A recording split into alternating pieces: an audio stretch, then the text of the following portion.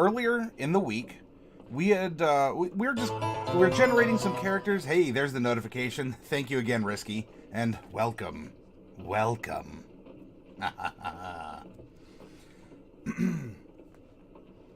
We were throwing around some ideas, and one of them came up that wouldn't it be interesting if... Wouldn't it be fun if a bunch of old guys were sitting around like that chess table in the park, and they were just reminiscing back to their days of lore? Risky Luke, you just finished. Thanks for the love. Oh, is Risky Business an alternate for you, Risky? Risky Luke, Risky Business. Well, anyway, still welcome, and thank you for the heart, and please, one from me to you as well. What I want is credible threat that they could track the players. Risky Luke sent me to do this? Whoa! Wow. Well, thank you, Risky Business. Oh, it's the main channel that you stream from. Gotcha. Well, thank you very much. And you know what? I mean, not that you had to subscribe to do that, but you know that you can always pop over to our Discord and over here in Twitch promotions. And if you're going to run some content, please share that with everyone else here. But thank you sincerely, Risky Luke and Risky Business, and/or.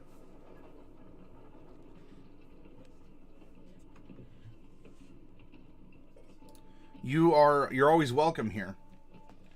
So, Donald, so we were saying, yeah, so, you know, it's a bunch of old men sitting around the chess table or checkers table at the park, and they're reminiscing back on their good old days. If you've watched Cowboy Bebop, you probably know a similar old group of men who always just seem to be around and, you know, giving advice, or like, oh, back in our day, we did this or that. He's the monster, I'm the prince. Ah, gotcha. So you're the charming one. Two of us, and okay, well, either of you, if you stream, you know you can share, and we're happy that you like it. So do this, Donald. You sit down your siblings, and you say, all of you are old. You don't even have to say how old they are. You're old. All of you are thinking about one of your latest one of your adventures that you had when you were younger. Now, I don't know. Let's say that there's 4 of them. Maybe there's more or less, Donald, but let's just go with it. And then you roll a d4. Number 2. You're an old, all of you have gotten back together. You know, you play chess in the park when it's nice and sunny, and you're thinking back, 30 years ago, 40, whatever, even 50 years ago when you all were in your prime, okay? And you just set out on your very first adventure together. Where did that adventure take place? Just initiate a conversation right out of nowhere. And so sibling number 2 is going to go, in the woods. Oh yeah, the woodland adventure. I remember that one really well. Okay. I know the one you're talking about. Although, go clockwise or whatever. Sibling 3. It was set in the woods, and if I recall correctly, it was like a big evergreen woods, right? Or was it evergreens, or was it the jungle? And sibling 3 is gonna go, I like pine trees. It was evergreens. Yeah, that's right. I mean, everything is so lush and dark green, and things are living. And you know what? Sibling 4, again, you all were just a bunch of kids at the time, but you're old men now looking back, maybe with rosy tinted lenses or hindsight's 2020. And what did that one guy do to you to really upset you guys? And 4 is gonna go, he He took my girlfriend. And you say, that's right. He took your girlfriend and ran off to, what it was an abandoned castle out in the woods, wasn't it, number one? Yeah, I recall, right? You all chased him to an abandoned castle in the woods because he stole number four's girlfriend, and frankly, I think you wanted that girlfriend too.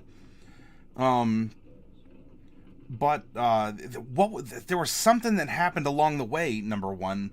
What was it? Was it something? It was a complication of some kind, and one's going to be like, it was raining. Oh, that's right. Yeah. And what you do is you go around the table like 2 or 3 times, and all you do is you ask for vague information, and you ask for your siblings to build a story, filling a couple different points that you're looking for. Setting, concept, villain, something mysterious, perhaps.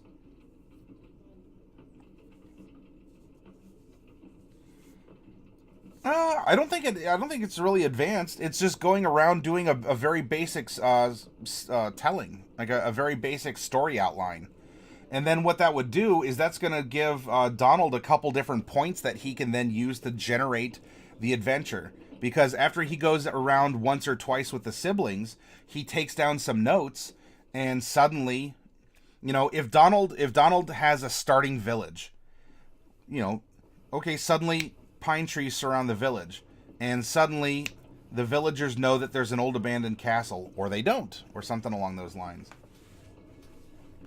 And so this is going to warm up the siblings to basic storytelling, and it's going to make them comfortable with what's happening.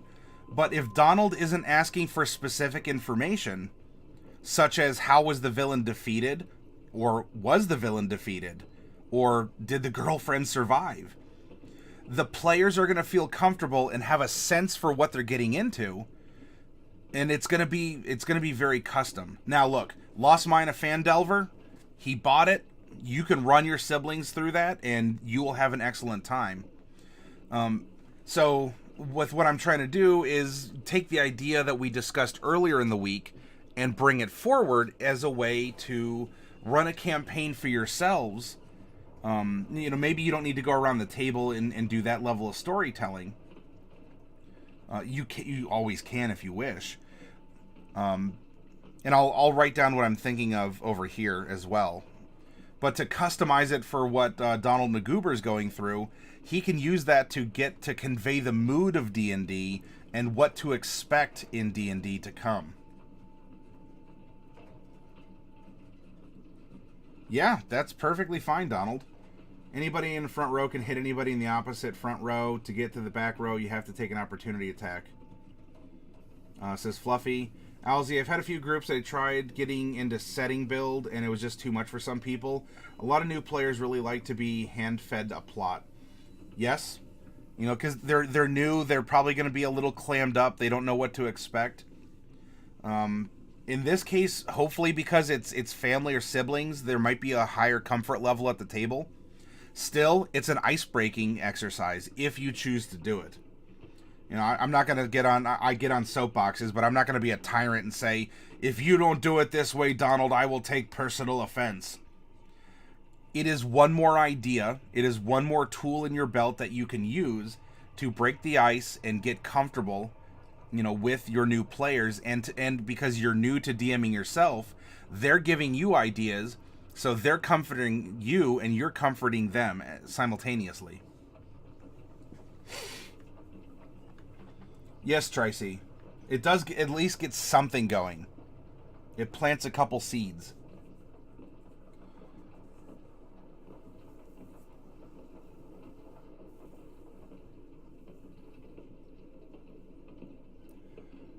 Yeah, that's my biggest issue right now, Fluffy. It's hard to do that with new players who I know want to delve into more than just that, and I want to be able to delve deeper than that, but there's only 3 of them. They almost died in the first encounter just due to numbers, and it's not getting any better. New players are just trying to learn the game. They want they want to not have responsibility. World building is responsibility. Even making a character is responsibility, which is why I like pre-generation. That is still solid advice, Fluffy Sheep. I am not opposed to that at all.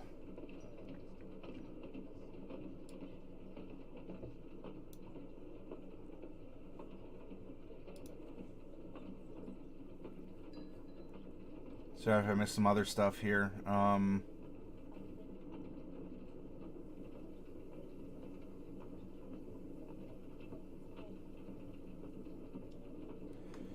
Alzi was thinking that Bobicus might be overthinking things.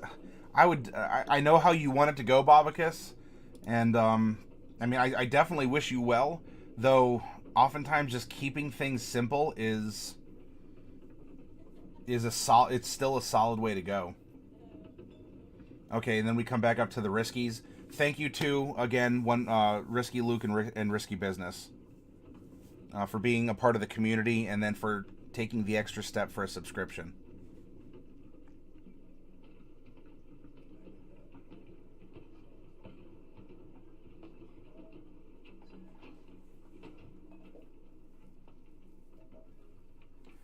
Ozzy says that would make a good premise for a campaign. You could have the rewrite tokens where one old guy says, "Are you crazy?" Yeah. And so you can run the same dungeon like 3 different times, Alzy. And you could have a lot of fun doing it that way.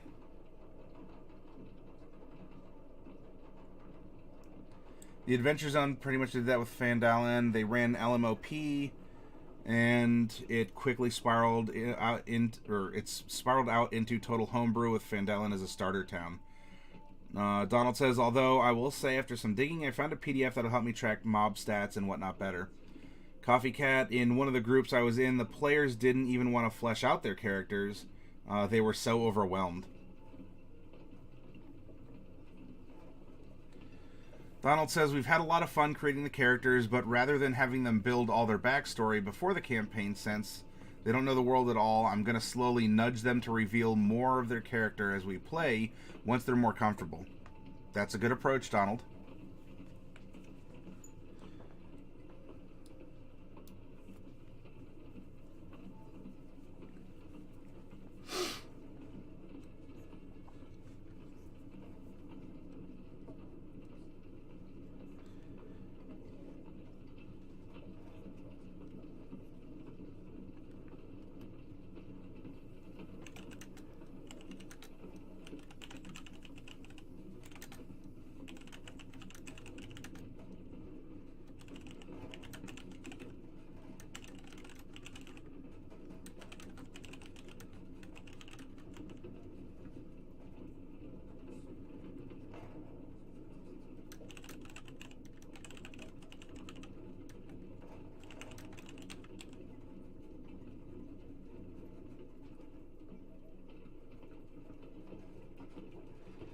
So you've already run a session 1. Well, it sounds like you ran even a session 0. The game is balanced for 4 to 5 characters per party. With 3, it's actually quite a bit harder. First, because they won't know what they're doing, but also because the most important resource is actions, and you lose those quickly with fewer PCs, says Fluffy Sheep. Yep, Alzy, reskin in 5th edition. It's easy to do, and you're not at a loss for anything. If anything, you're gaining flavor. You're gaining a lot of you're gaining experience.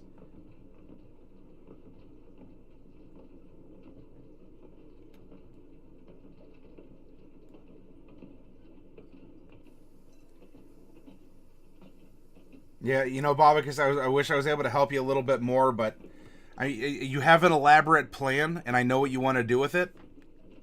You know your players better than we do. I think you've gotten a lot of solid advice. I just say keep it simple, don't overcomplicate it, and you know, if you are in fact in an elaborate game of 4D chess with your players and you're always 2 steps ahead or something, then it sounds like you're actually putting in the work up front to participate in that. I guess anything that I would give has the intrinsic bias of I keep I keep machinations simple because they're not always understood, or you present, 60, 70% of something, but that 30% is really mysterious and can lead in a couple different directions. So you kind of leave it open-ended like that. I reskin everything because my setting demands different creature types. Best DM advice, go with the flow. Yes, Tri-C, you are absolutely correct.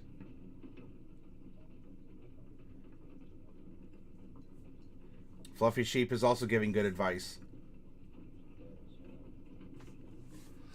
So with this concept, the goal is the old adventurers recount their heroic tales to each other and perhaps bring up the next generation with them. So you're gonna, with this campaign style, you're gonna hit a couple different things that can be told in different ways. Or instead of a continuous adventure over time, in real time-ish, you can jump around a little bit. For instance here, so we have our, level 4 adventure. And you title this one, This One Time at the Old Castle. And this could be a dungeon that you have designed. It doesn't even have to be a complex one. And you run this dungeon, and it can be a randomly generated one, or what you do is you take things like Jenga pieces or just pieces of paper with elements in them, and as they go through, you pull them out and put them on the table, because again, these are some old folks kind of recounting tales. And they go through the dungeon, and because after, I don't know, you pull 50 pieces out of the hat, that's when the boss occurs. And along the way, you've included some traps, you've included some hazards, because again, these are the old folks giving the youngins some advice on how to grow up and survive to be an old adventurer. And kind of what Alzi was talking about too then, you can then say, so your character's generated that, and then the other old man says, no, that's not how it happened at all. Yes, we were at the old castle, but it wasn't the old castle on the hill. No, it was the old castle that went under the mountains. And we weren't that young. We were young for sure. And now you generate another type of dungeon. You don't even, if you don't want a big bad evil guy for this, you don't even really need one. This is just the life adventures, told in little vignettes by a bunch of old people sitting around a park and the young folks who are listening to their tales.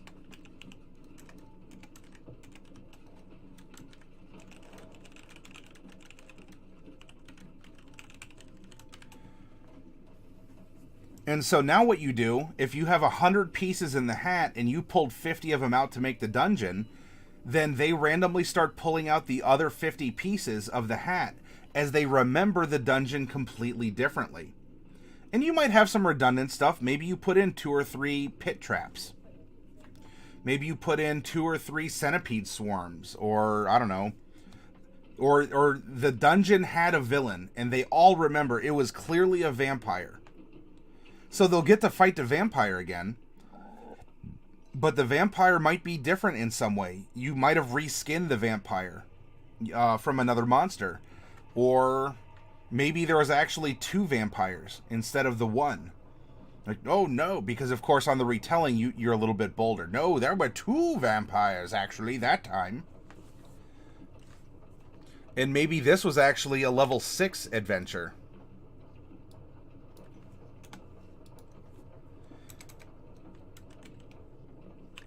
Then we go, as your campaign progresses, then there's, then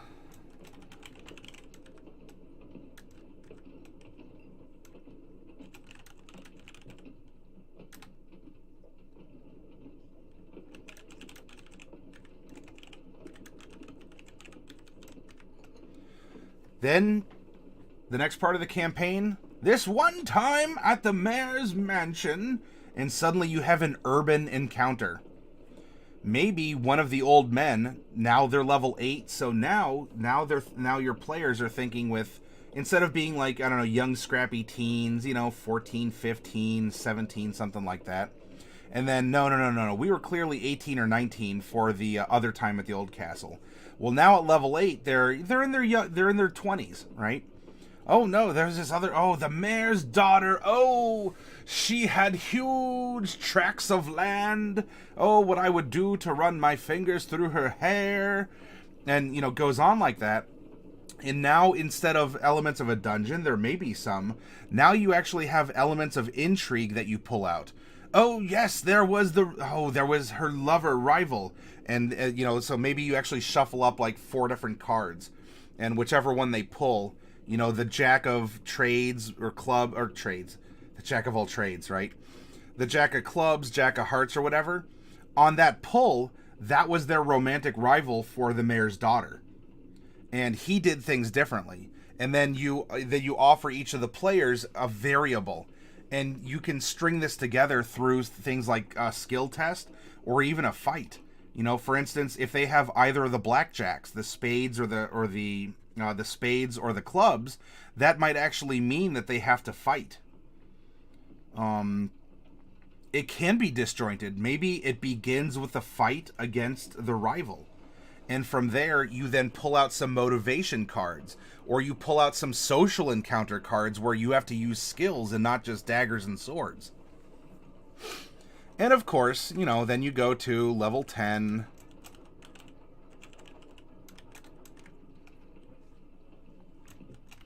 Actually, it was his nephew. We were lusting after the maid.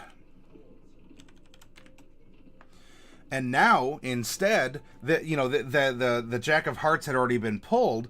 Well, everyone wanted, the mayor's nephew is actually, a very up-and-coming man. And so you have these 20-somethings that weren't pursuing the mayor's daughter. They wanted to be friends with the nephew because the nephew could introduce them to the maid. Oh, yeah, that's right. Oh, yes, the maid. Oh, what a lovely woman she hopefully still is. Oh, how old are we now? And this is more of a social encounter that you do by pulling random elements out of a hat.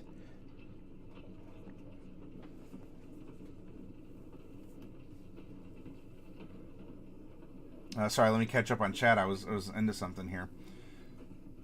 Donald said, yeah, I'm already thinking of doing that for the bugbear they have to fight soon. I got a few ideas on how to handle it. One, make Sildar stronger, change it up so he can get his equipment in the cave. 2, cut the bugbear's boss HP, cut his damage heavily. 2 of my PCs have 7 and 8 max HP each. Bugbears can hit max 18 and hit 11 base if just using the average. Bobicus, I guess I just don't quite know the situation because it already isn't. I already like this imp idea and think it could work out really well.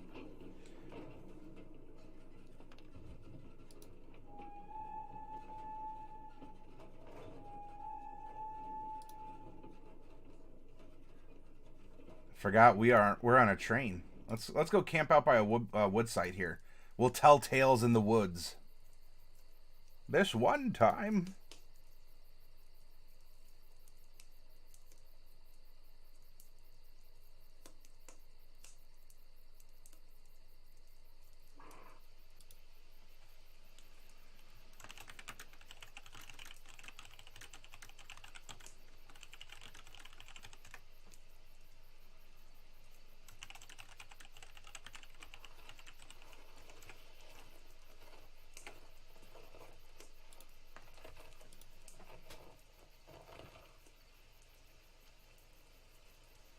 Fluffy says, I never fudge dice, but I normally don't have a boss monster until level 3 either.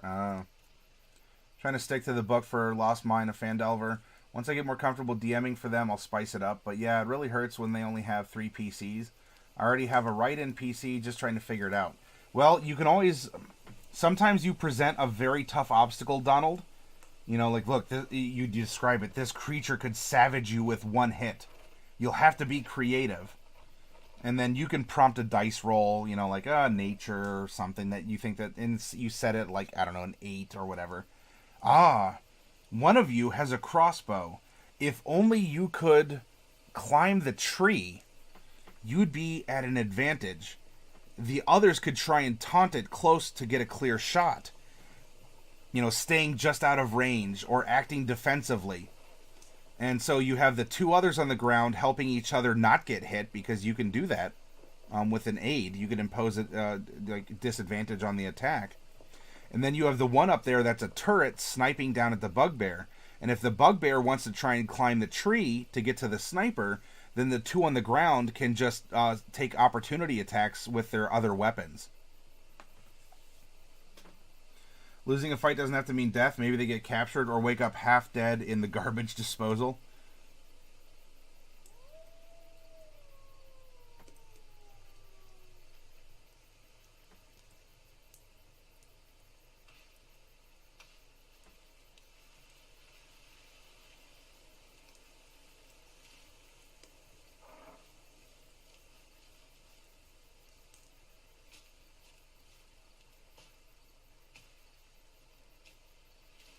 Yeah, I mean, just have something in mind. You have all battlefield awareness, Donald. You know the map, you know the battlefield conditions, the terrain. And sometimes if you need to bait it out, at least let them roll a die so that if there's accomplishment, even if you're going to give it to them anyway.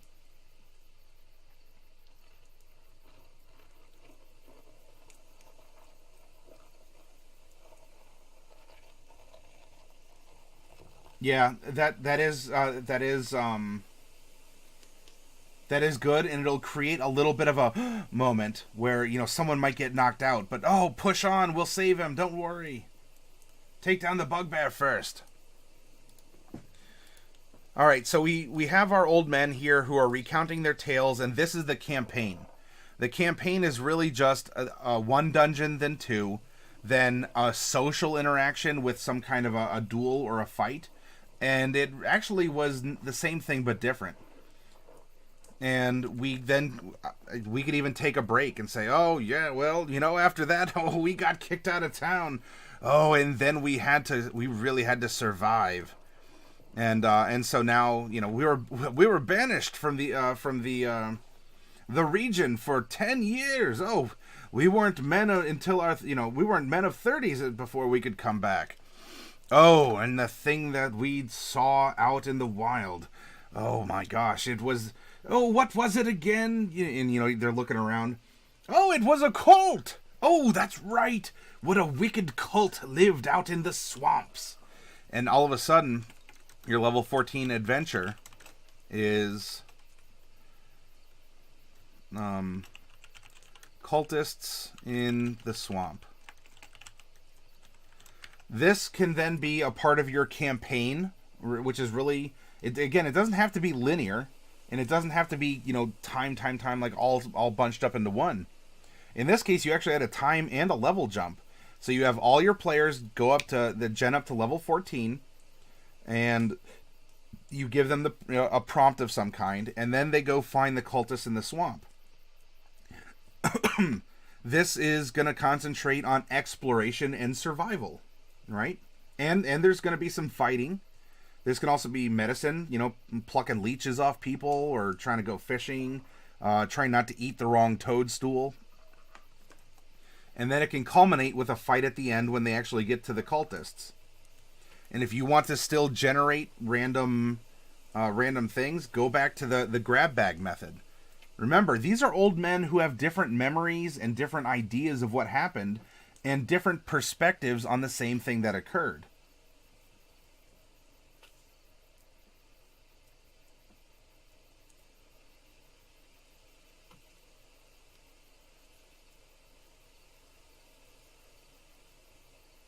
Oh, hey, yeah.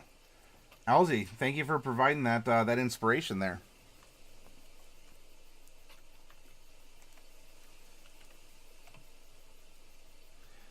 And you know what? If you want to even mix it up, because by this point they're like, oh, we're going to level up and do it again. No.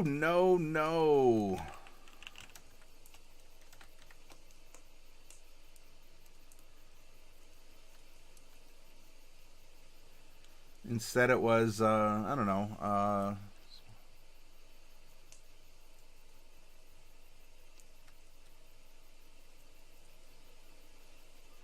Swamp, things like leeches, shambling mounds, different kinds like alligators or whatever.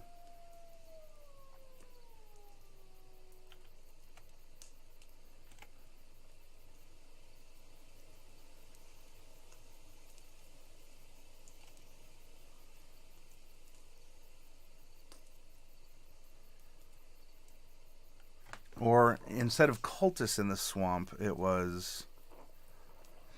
Oh no, in fact it was cultivators in the swamp. So they're still level 14, and they're going on an adventure, but this time maybe you only cut back to the end. They've still gone through their survival, right? They completed it. Oh, they defeated the cultists. Wonderful. And the one says, no, it wasn't cultists. That was that other time. It was, what else? Cultivators. That's right. Oh, yes, it was those lovely, snake women. Oh, the lamias, I think they are. They were cultivating moss. And, don't you remember? Oh, I know they had their googly eyes and other bits on you, whatever, Solomon. But no, this turned into something else, if you recall. And so they'll replay some of it, but it'll build up to a completely different end. And if you want to almost save state at the end of the cultist fight, then that is how they could reload into this next part. And then, as they traipse their way out of the swamp and they enter this, the sanctuary of some swamp living lamia who are tending gauzy curtains of moss. Maybe they're even wearing moss tunics or whatever, moss clothing. And then it turns into either a socialization or some sort of a bargaining, where they say, we want to come back to civilization, but we need some sort of, we need to be heroes, or we need a great treasure to buy our freedom, or something along those lines. And so you've already gone through the exploration, and you gave them their lumps, and then they remember it differently, saying, "No, we were just beat up in the swamp," and then we had an interaction with the Lamia, which then goes into just actually performing some other quest for the Lamia in order to help them cultivate more. You had to go fetch, fruits or seeds or special animals. And that turned into, its own little ordeal. And now you've had the same memory remembered in two different ways.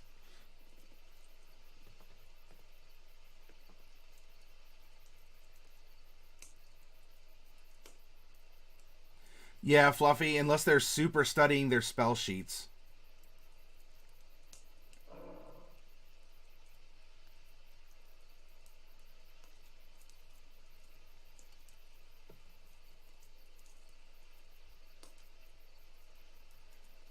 Coffee Cat, was that advice for me or is that advice for Donald?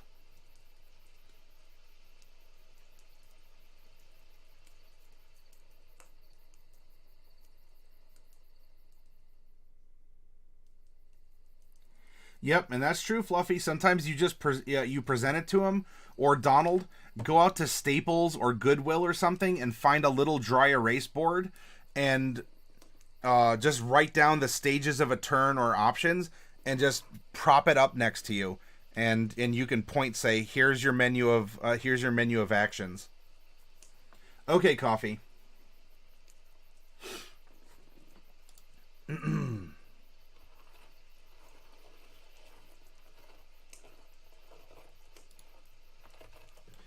Now, what you can secretly be doing this whole time, if you have leftover bits of each of these adventures, and you want to finally get up and their epic level, they're level 19 or 20.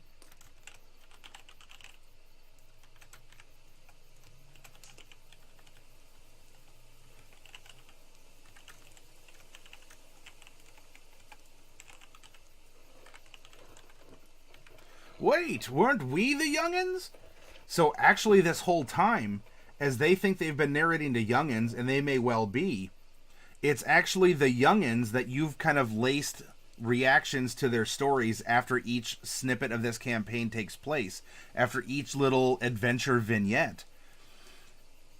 That the old people are actually the young people, and they're just remembering when they were sitting at the heels of adventurers. And now that all this is coming to light, and they're thinking, oh my goodness, oh how the years have passed, and everything turns into a jumble. They then have this final fight where everything left over from the options, the rival suitors, right? There was 2 other rival suitors that could have been there. Dungeon elements, social skills, for a skill challenge, some survival things, like holding your water, or holding your breath in the water, having to swim, climb, etc. And what you do is you run them through a gauntlet, right? They're level 20 now. They can do so many different things. What are they prepared to do? Are they prepared to fight the old rival that they're remembering differently? Are they prepared to scale the wall? That was it a 50-foot high castle wall? No, it was 100-foot tall castle wall. Oh yes, that's right, it was 100 feet tall, wasn't it? Oh, we were so ripped back in the day. And you then, at epic level, it's not some huge dragon trying to, crack the earth in half. It's not a lich looking to blight 100 square miles around his cave. It doesn't have to be anything like that. The end of this is all of them kind of just having these flashes, these adventures, these aspects that they're using all of their wit, all of their skills, all of their spells in this kind of abstract montage or collage of bits and abilities and enemies and situations, one after the other after the other after the other, until they finally run out of ideas because you have out of your bag. And it's at that point that, well, depending on how you want to go, you tend to have a choice of comedy or tragedy. Comedies have happy endings. Tragedies have sad endings. If you want a comedic, then they're like, oh, and that's how that went. Oh, well, ooh, what a doozy. I better go meet, and then, he'll like, oh yeah, Ralph the rival, he's over in the other old folks' home, isn't he? Oh yeah, I'm gonna go say hi to him. We actually get along really well despite him breaking 3 of my teeth. And then of course that is a reference back to when they fought Ralph the rival, for the mayor's daughter's hand. Although really it was the mayor's maid's hand. Anyway, right? Or because they all had such a jumble, because they were all sort of, bickering and remembering things, and all of these were abstract flashes, you can then sit back as a DM and say, after all of this and all of your final thoughts, on this beautiful day in the park, the old men dispensing wisdom, hope, crude jokes to the other kids who were just like them 60 years ago. But here, they saw their life flash before their eyes. And here, after one last move on the chessboard in the park, they all just smiled, sat back with a laugh, and took in the sun. And the old men, you, after having lived a long, fruitful, and storied life, you quietly pass away with a smile on your face, having given parts of your life to pass on to others. One of you probably even has a tear in your eye from when you're remembering that one time. And the kids get up and think that you're joking around, and they realize what's happened, and they cry too. And you'll always be remembered. Even if not for your adventures, the young ones will grow up with your stories in their heart. Those young ones will carry on Maybe even walk in your boots some. You've left your mark, if not in the dungeons and the dank places of the earth, but here, in the middle of a park on a sunny day. And that's how your story has ended and has continued on all of these generations. Curtain.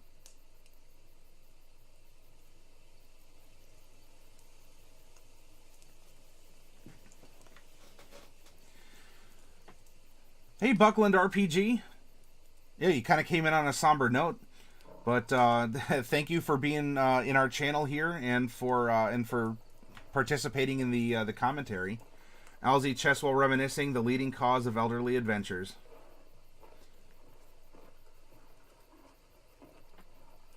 Because, Donald, that's role-playing.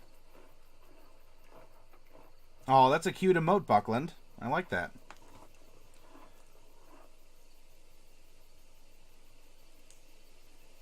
And you know, if that's the case, Donald, you put that into your games. Coffee Cat, all the feels, you're welcome. If I gave you feels, if I gave you chills, could you imagine that?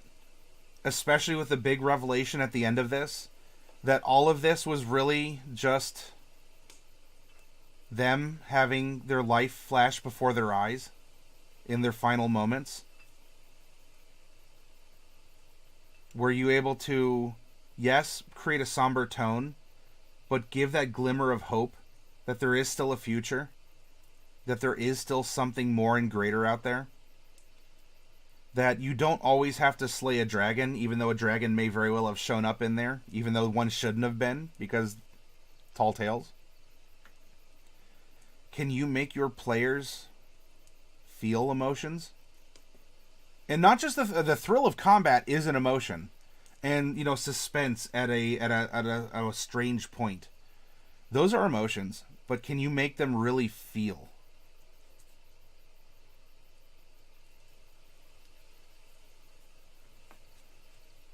King quietly loads a couple emotion bullets into his revolver. Going to be a rough round of roulette tonight.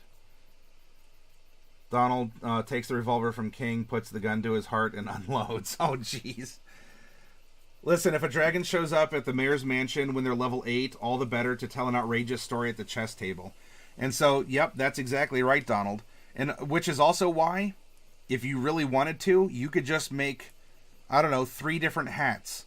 One of them is called Dungeons and Buildings, the other one's called Monsters, and the other one is like Rivals and NPCs. And as these stories are unfolding, as these old men are remembering, you're just pulling. And then once X amounts of cards or prompts or whatever have been pulled, that's your adventure. And then if you want to like specifically seed a character or a boss at the end or intertwine it, you can obviously do so if it's very important. And then remember, you can leave whatever's left, whatever the scraps and other memories are that they've had, that becomes their last wild adventure at level 20. When everyone's hearts are racing. Yes, oh, we're climbing walls. We're casting the fly spell. We're dodging, we're dodging archers and trebuchets and all this other stuff. Magic is going around. We're having to, employ all of our skills to get through this. And then at the end, you make the end what you want to be. Donald McGoober, my heart is also a gun. It's got 4 chambers. Donald says, then shoot me with it. Hit me. Buckland RPG success measured by smiles and tears. Sounds like you know how to do it. Have you been role playing for a while then, Buckland?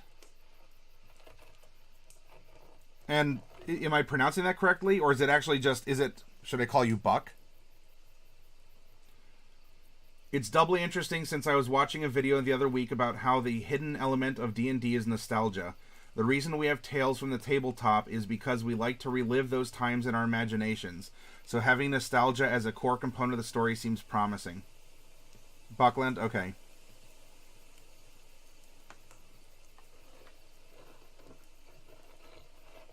Oh, snap. There you go, Coffee Cat. Or Tri-C.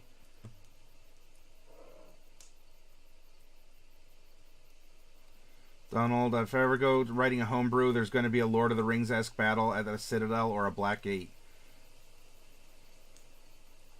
King opens his rib cage, pulls out his heart gun, and Kingdom Hearts the goob out of Donald McGoober. You've been doing D&D since second, active DMing. Oh, wow. We have a veteran amongst us, everyone. You know, take your caps off, Buckland.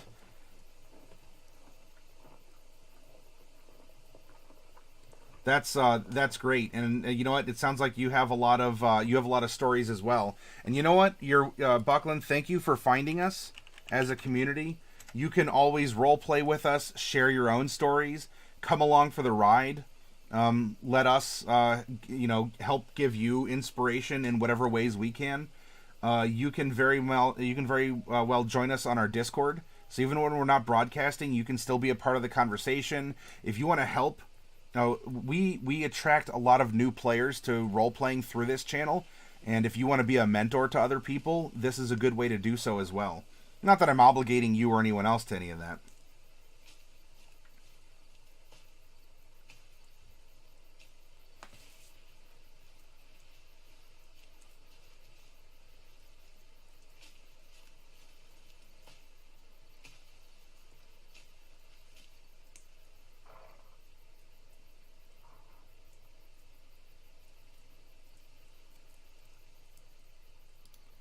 Donald McGoover tries to change his display name to Donald Mayer, omitting the goob, but the fates don't allow it. Alzy, make way, everyone! Grognard coming through! Step aside! Step aside! Grognard coming through! Oh, gosh. Buckland says, we recently did a one-shot, and one thing we put together was the making of to help mentor. Oh, that's great. So do you broadcast, Buckland? Or do you make YouTube videos? Or is this at your personal tabletop or your virtual tabletop? Bobicus, in real life, combat can take an hour. In memory, it's almost a few minutes. Yep. And Bobicus, you're absolutely right about the playback speed. You do stream. Well, Buckland, if you do join our Discord and you're up for sharing your own adventures, make sure you come down here to our Twitch promotions, and you are welcome. No, you're fine, Buckland. Don't worry about it. Oh, you're Eastern time as well. That's great.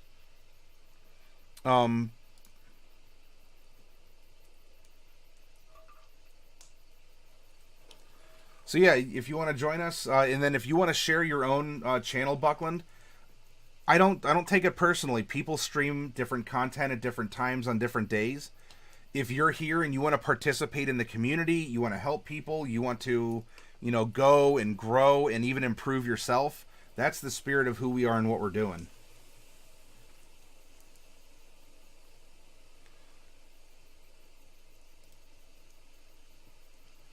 Risky Business, if you're still here, I will change your nickname to the one you use on Twitch, just to make it easier for me to remember you.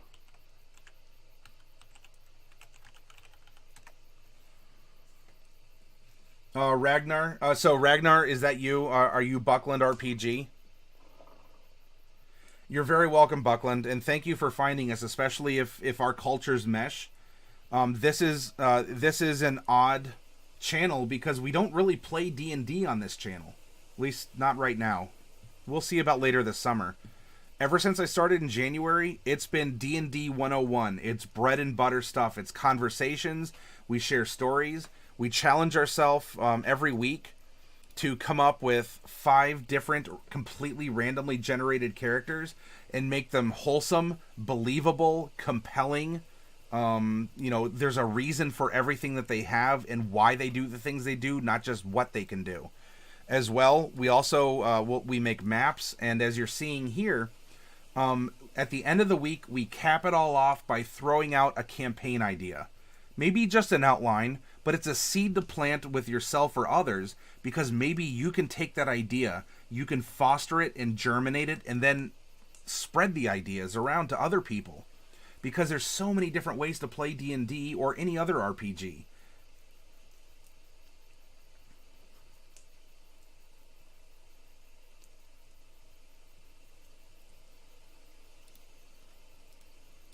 Oh, thank you for changing yours, Buckland. I appreciate that.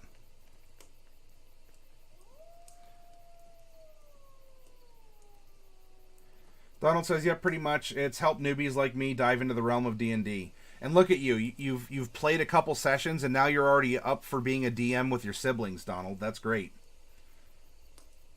Buckland, man, oh, those emotes are really cute. I like it. If the random favors you, you may be a slod.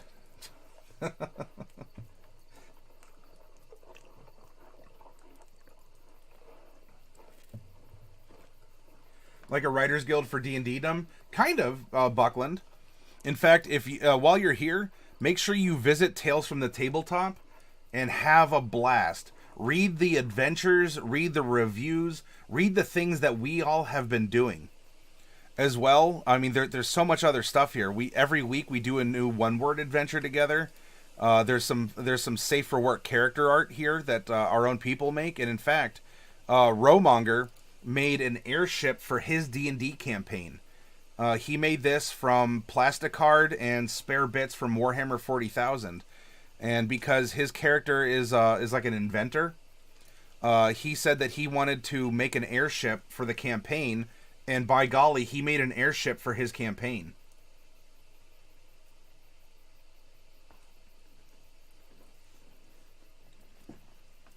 It's character art from a campaign. We got her excited by getting art for it. Oh, okay. Great. Yeah, Tri-C, share what you've been up to. I love reading your all's adventures. Yeah, Rowmonger did an excellent job with that. And Darkwolf makes these cute like little chibis from the Made RPG game that you all are playing through here. King has shared some different. By the way, this doggo wizard and the mage's the mage hand, which is a paw. Oh my gosh! I was like, oh, I can die happy now. Eltreon does a ton of sketches of characters and weapons. Party Gnome is sharing some monsters that she's been making. Paisley was doing some doodles, and this one represents a nightmare that the PCs have about something foretelling in a campaign that he's in. Here's some work in progress on the airship that Rowmonger was building. I mean, there's just so much stuff. Derek also draws. Coffee Cat draws. Coffee Cat. Oh yeah, that's the look on this character's face gets me every time. Speaking of owlbears, playing with little griffins here. So yeah, as much as you want to interface with us, Buckland, if you're just like, if you pop in like, yeah, I want a little inspiration for the week, and we see you once a week, that's cool. Are you here every night we broadcast? Hey, that's awesome. Do you want to share your oh, this is the that's the art. Do you want to share your own adventures? Are you more of a wordsmith than an illustrator or a model builder? That's fine too. Interact with us as much as you desire.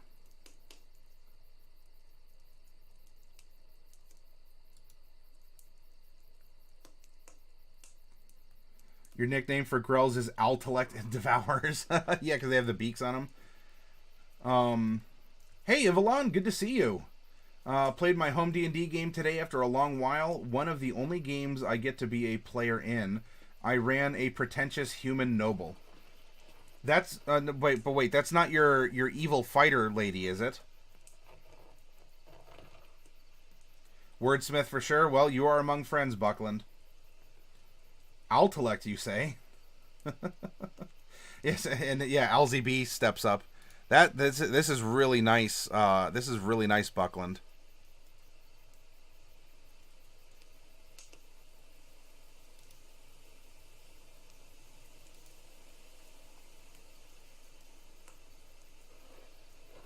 You are most welcome. And, you know, Buckland,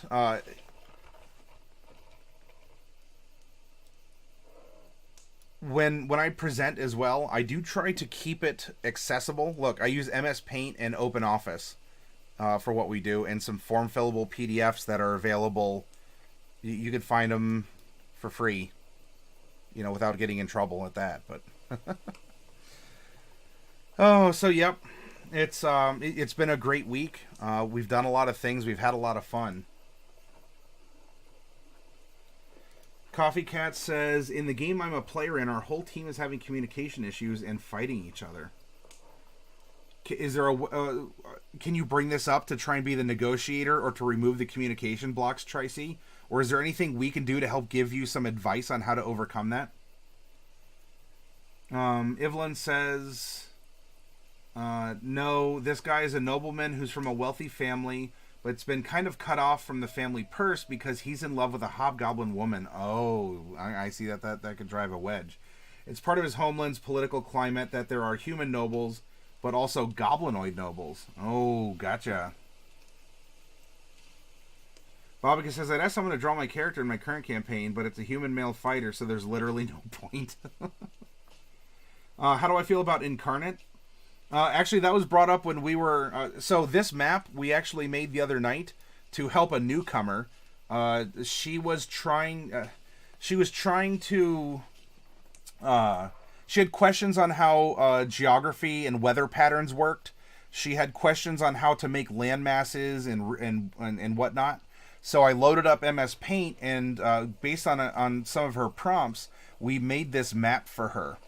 And we did it step by step to show geology, geography, topography, how weather patterns work, and how you get a desert on one side of a mountain range and a lush rainforest on the other. We talked about how mountains are formed through tectonic activity or through volcanic activity.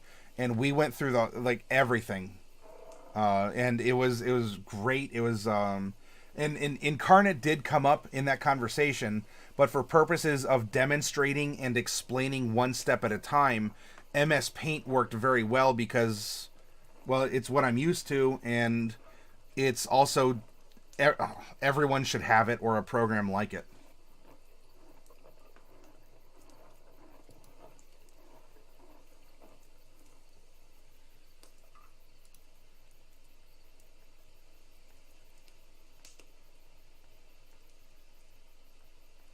All he says is, someone with no artistic talent, I like Incarnate a lot. There's always a point to getting your character just right, says Tracy. Buckland, yeah, me too. That and Worldographer. Alzy, human male fighter is still a big range. I mean, if you told artists there's no point in drawing men, there'd be a lot less great works. That's deep, Alzy. Tracy, at me, it's more of an in-character communication. The Papadin barely got every...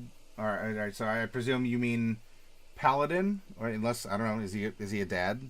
The Papadin barely got everyone killed because of a piece of armor, and my character was trying to get it across to him that it was a bad call. Our halfling barbarian just can't be reasoned with sometimes. Yeah, more or less, Buckland. Ivlon says, at me, it's funny because the rest of the party murdered some goblins in an old dwarven temple, but he rescued a goblin baby from them and is taking care of it right now. I like that challenge of that challenge of common convention.